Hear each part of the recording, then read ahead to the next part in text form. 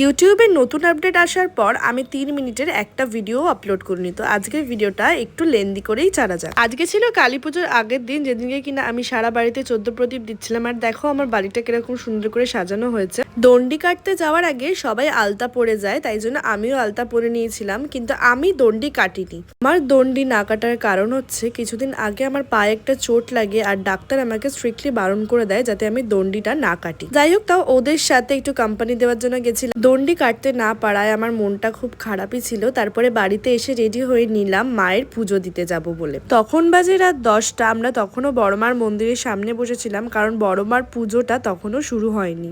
আমি জানি না মানুষের কাজ না থাকলে এরা দুজনে কি এত সিরিয়াস গল্পের মতো ছিল যে এরা খেয়ালই করেনি আমি এদের ভিডিও করছিলাম। প্রায় রাত 11টার থেকে আস্তে আস্তে শুরু হলো বড়মার পুজোর সরঞ্জাম গোছানো। এগুলো দেখতে দেখতে হঠাৎই চোখে পড়লো এনাকে। আমি এনার তেমন একটা ফ্যান নই, তাই জন্য আমি কোনো ছবি তুলিনি, কিন্তু দূর থেকে এই ভিডিওটা করেছিলাম।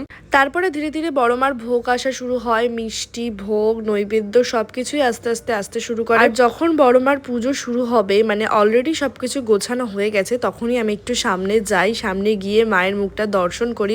ঘড়ির কাঁটায় রাত তখন 12টা। ঠিক 12টার সময় বড়মার ঘট নিয়ে এসে বসানো হয় এবং নিয়ম মাফিক তখন থেকে বড়মার মেন পুজো শুরু হয়। মায়ের সামনে বসে মায়ের পুজো দেখতে দেখতে যে কত ঘন্টা কাটিয়ে দিয়েছি সেটারও কোনো ঠিক নেই। মোটামুটি 4টে বছর হয়ে গেছে আমি সারাদিন উপোস করে রাত্রিবেলা সারা রাত জেগে প্রায় বড়মার অঞ্জলি দিই। উপোস করার সাথে সাথে প্রত্যেক বছর আমি দণ্ডিও কাটি, কিন্তু এবছর হয়তো মা চাননি বলেই আমি দণ্ডিটা কাটতে পারিনি। দণ্ডি কাটার সারাদিন আমি ভেবে গেছি দণ্ডি কাটবো, কিন্তু তাও আমার বাড়ির থেকে কাটতে দেওয়া হয়নি, কারণ আমার পায়ের অবস্থা খুব একটা ভালো ছিল না।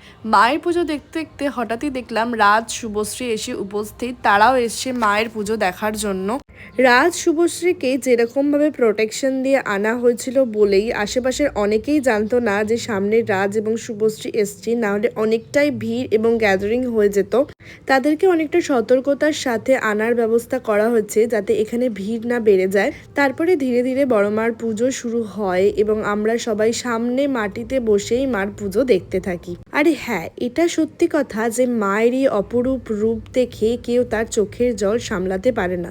শুভশ্রী গাঙ্গুলিরও এর অন্যথা কিছু হয়নি। তিনিও বড়মার এই অপরূপ সুন্দর মূর্তি দেখে আপ্লুত হয়ে গেছিলেন। যাই হোক, প্রায় রাত তখন 2টো বাজে। তখন মার প্রাণ প্রতিষ্ঠার পর্ব শুরু হয় এবং এই প্রাণ প্রতিষ্ঠার পর্ব দেখার জন্য হাজার হাজার মানুষ অপেক্ষা করে থাকে। আর সেই প্রাণ প্রতিষ্ঠায় দেখতে খুবই সুন্দর লাগে।